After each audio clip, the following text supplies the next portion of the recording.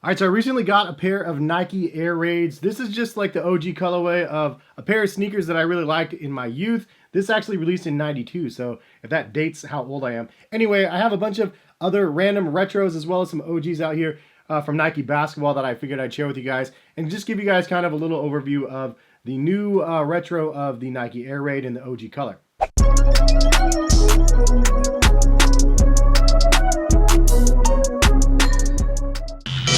What is going on, guys? Hes here, collectivekicks.com. If you guys like this video, please drop a like on the video, because honestly, this is just one of those videos I wanted to create as a passion project. There's not a lot of traction on YouTube for something like this, but I just thought it'd be fun. So that is kind of why I do these videos anyway. So anyway, if you like it, like it. But Nike Air Raid, man, this is one of those shoes that I loved back in the day. I believe this is the very first pair of Nike basketball shoes that they released with the outdoor use only branding on it. So these were made for asphalt and outdoor basketball. And correct me if I'm wrong in the comment section, but I believe that these were created in response to the Reebok like Blacktop or Above the Rim or whatever series that they had, because they had an outdoor following for the basketball sneaker market. Anyway, these ones were dope. I really liked these back in the day. They came out around '92, which is when the Air Jordan 7 and the Air Jordan 8s came out. Obviously, you could see that there's some sort of similarities to this and an Air Jordan 8. The only 8s that I have out here for comparison really are these right here, the Dornbecker 8s. But you can see it has the cross straps similar. However, these ones are leather cross straps. These ones have like that nylon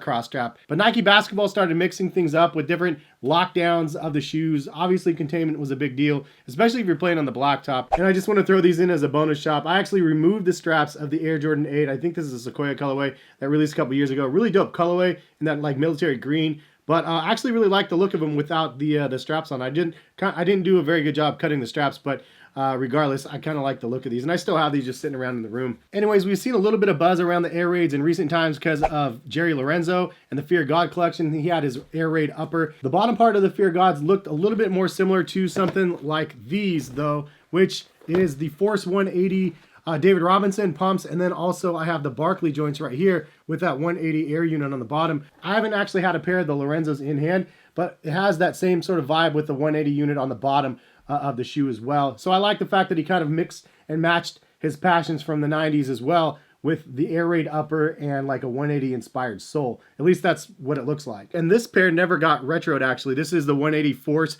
pump, and the one that did retro was the Command Force, but this one actually never saw the light yet. But this is the pair that I actually keep in a case over here because it's just such a nice pair of sneakers. And these are the OG Barkleys right here. The midsole's cracked like crazy on these things. It's not a good look, but it's just a pair that I really like.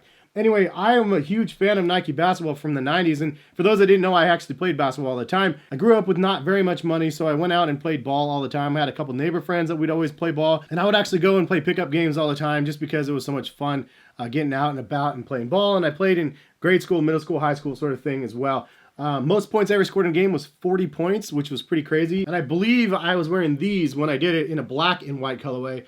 This is the Nike Air Prevail. This is the original pair. They never retroed these as well. I absolutely love this shoe. It was super lightweight at the time, and I loved the bottom plate, how it was so visible and everything. These ones were a game changer for myself. It had like a Hirachi Liner.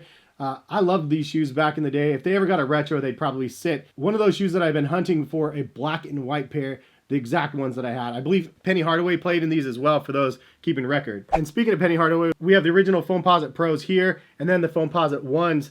The difference between the two are the outsoles and stuff, and this is the signature 1C for the Penny Hardaway. The Pros have the Air branding on it instead. This is actually a pair I hooped in nonstop back in the day. I don't even know what model this one is. I don't remember, but this is a pair of Nike Air Forces. If you know the name, drop a comment. I think it was just the Nike Air Force. I bought these online because I thought they looked good, and then I got them and they were pretty cracked and destroyed. And I remember I had a pair of Forces similar to these as well. That's why I ended up buying them. Just randomly just showing you guys some Pippins as well. Pippin 4s, I believe these ones were, with the Alpha Project right here. Suit and tie sort of vibes on these ones. They did a really good job on this pair. A pair that would be cool to see retro as well, but they would probably get no love. And then I got two pairs of Barkleys here. Both of them have different types of straps. You can see just one that comes across for containment, and this one zigzags across. I don't remember the years that these actually came out off the top of my head. And one of my favorite ones, my grail if you will, is the Aerodynamic Flight in the red and black colorway with that Pippin on the side right here, the 33. Absolutely love this shoe. I had to put tape on the bottom because it's crumbling. In fact, I need to do that same thing on the other one because they're falling apart. This one takes me back quite a bit with the Hirachi Liner. I believe this is the same kind of era as these, or close to. I think these came out just a little bit after these did, because this is like, I think, Air Jordan 7-ish. and 7, 8-ish. And then keeping on that Pippin vibe, I know these actually retroed recently as well. And just select Foot Lockers and stuff like that. The more up-tempo is just one of those classics for sure, especially this colorway, you can't go wrong. And then we got a pair of gloves as well as the Pippin joints right here. Now leave a comment if you guys remember the Nike Air Morph series or the Nike Morph series. Drop a like if you guys do remember those things, man, because these things are crazy. I got both of them, and basically they have an interchangeable booty.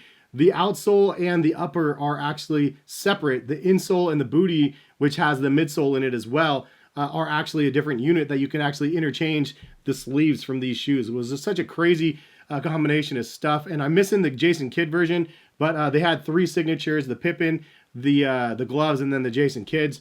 And I have 2 of the 3 at least, so kind of fun. Just another random throwback.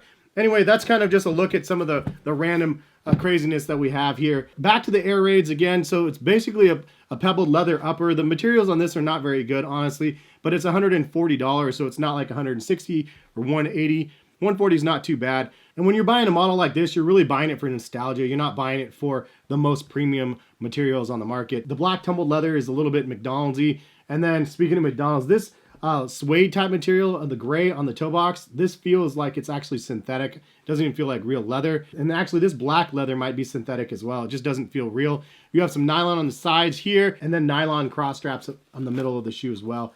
These things do come off. And if I take the straps down, I'll give you a look at what the shoe would look like without them. It kind of looks pretty plain Jane without them. So the cross straps actually look pretty cool when you add those things on. Suede type material on the tongue as well with the Nike Air branding. It does say Air Raid on the side of one of the nylon straps. On the back of the shoe, it actually says for indoor use only across here. As you work your way down to the midsole, it's a white midsole. Then you have a black, really, really tough rubber outsole. And this says Air Raid for outdoor use only as well. So they definitely branded these back in the day for that. They're very heavy shoes. Obviously these are super old, but these are like over a pound each, like crazy, crazy heavy, but made for the blacktop. And what do you guys think? Should Nike release a new version of Air Raids, or basically a new version of outdoor use only basketball shoes? I'm wondering how they would actually sell if they just did a pair for blacktop only versus indoor. Maybe they actually do, and I just haven't paid attention, because I usually only pay attention to the flagships that release from Nike basketball. But if they already have something like that, drop a comment and let other people know, because I honestly have no idea. But this brings back some nostalgia for myself. I saw them coming out in the original colorway, and I got them actually for a discount. I think 112 shipped. So I was like, man, I might as well buy them for that price. They retail at 140, and they keep popping up at like Foot Locker and stuff. Check your local ones. They might just have them in stock. But the price point was good enough where I was like, all right, I'll add these to the collection. And I have a whole row up here on the top. So the wall goes all the way up to the ceiling. You can't see the top 3 rows. So next to the top is the Nike basketball line, which has all these shoes on it, which is why it was easy enough for me to grab all these. But if you like that, I brought all these random sneakers out for you guys to display and show you guys. Drop a like on the video. Anyways, leave a comment in the comment section. What is your favorite 90s basketball sneaker of all time? Just one that you really love. Like the Air Raid might be your favorite, or maybe it's a Force, or maybe it's a Nike Flight basketball shoe or whatever. Drop a comment and let me know, because I want to see some of those names that I remember from back in the day. Thank you guys for stopping by and watching. Again, I know it's not a high traction video, but another fun one for me to create. Have a good rest of the day. Subscribe again if you're new. Notification bell, blah, blah, blah. We'll see you guys back hopefully for some more. Peace.